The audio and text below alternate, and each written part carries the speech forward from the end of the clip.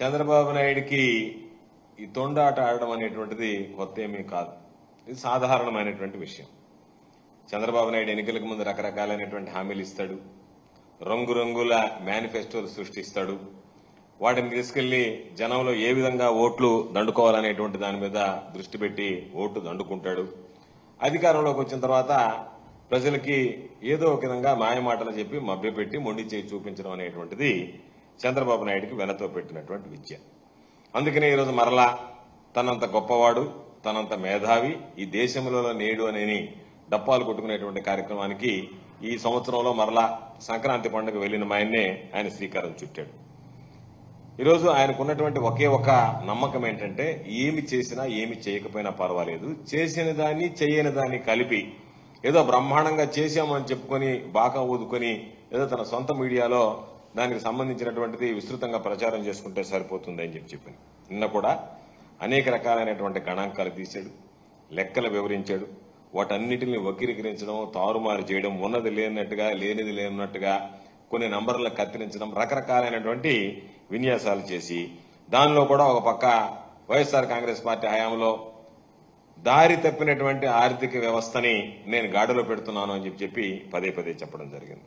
దాదాపుగా నాకు అనిపించింది నిన్న ఆయన మీడియా సమావేశం చూసిన తర్వాత చంద్రబాబు నాయుడు 5 సంవత్సరాలకు సరిపడా అబద్దాలు నిన్న ఒక్కరోజే చెప్పేశాడు. వాస్తవాలను వక్రీకరించడం, దాచిపెట్టడం, ఊహాజనితంగా ఏదో లెక్కలు లేనటువంటి రీతిలో ప్రజలను తప్పుదోవ పట్టించడానికి రకరకాలైనటువంటి వల్లి వేయడం జరిగింది. వాటికి సంబంధించి ప్రధానంగా ఏంటి అంటే, చంద్రబాబు నాయుడు గారు నిన్న 2024-2025 ఆర్థిక సంవత్సరానికి సంబంధించి జిఎస్డిపి వృద్ధికి సంబంధించి అడ్వాన్స్ ఎస్టిమేట్స్ గణాంకాలని చంద్రబాబు నాయుడు గారే స్వయంగా వివరించాడు.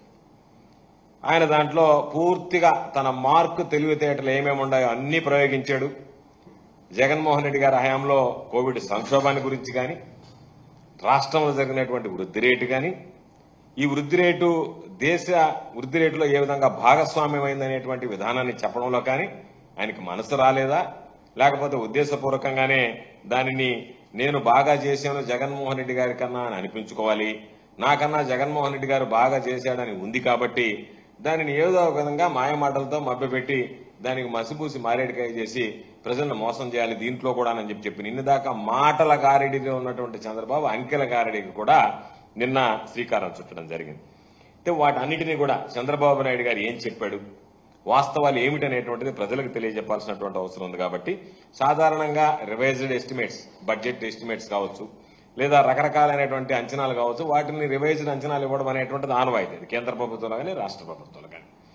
అయితే చంద్రబాబు గారు ఎకనామిక్ సర్వేలో, ప్రభుత్వమే చేసినటువంటి ఎకనామిక్ సర్వేలో ఒక అంకె చూపించి, ఎకనామిక్ సర్వేలో నిన్న చంద్రబాబు నాయుడు గారు దానికి భిన్నంగా అంకెలు చూపించడంలోనే అసలు రహస్యం దాగుంది. అంటే చంద్రబాబు నాయుడు గతాన్ని ఏదైతే తాను ప్రకటించినటువంటి వాటిని తిరగదోడి, వాటిని రకరకాలుగా చూపించి, గతంలో బాగలేదని చెప్పి వాటిని తగ్గించి, తను బ్రహ్మాండంగా చేశాడనేటువంటి దానికి పెంచుకునేదానికి, పెంచాలి అంటే తాను చేసినటువంటిది 7 నెలల కాలంలో పెరిగేటువంటి పరిస్థితి లేదు కాబట్టి గతంలో బాగలేదనేటువంటి నెపం నెట్టేటువంటి ప్రయత్నం చేశాడు. అందులో ఒక్కసారి చూస్తే ఈరోజు చంద్రబాబు నాయుడు గారు చెప్పినట్టుగా ఈ ఆర్థిక సంవత్సరంలో జిఎస్డిపి బ్రహ్మాండమైనటువంటి వృద్ధి సాధించింది అని చెప్పాడు.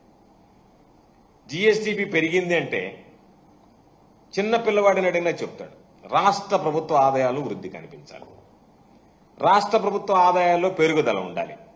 ఒకసారి రాష్ట్ర ప్రభుత్వ ఆదాయాల గురించి మనం ఒక్కసారి చూస్తే జిఎస్టీ చూస్తే దాదాపుగా పెరగలేదు, 0.17% గ్రోత్, అంటే దాదాపుగా పెరిగినట్లేదు 0.17%. అంటే స్టాంపులు రిజిస్ట్రేషన్లకు సంబంధించినటువంటి ఆదాయాలు ఏదైతే ఉన్నాయో అది 10.81%. స్టాంపులు రిజిస్ట్రేషన్లకు సంబంధించి ఆదాయం 10.81% తగ్గింది. అమ్మక పన్ను ఆదాయాలు 10.03 10.03% తగ్గాయి.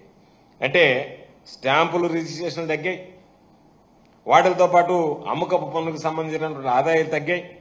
మొత్తం మీద చూస్తే ఈ 6 నెలల్లో రాష్ట్ర ప్రభుత్వానికి వచ్చినటువంటి పన్ను ఆదాయాలను ఒకసారి వార్షిక వృద్ధి రేటు దాదాపుగా చూస్తే 1.15% తగ్గుదల నమోదైంది.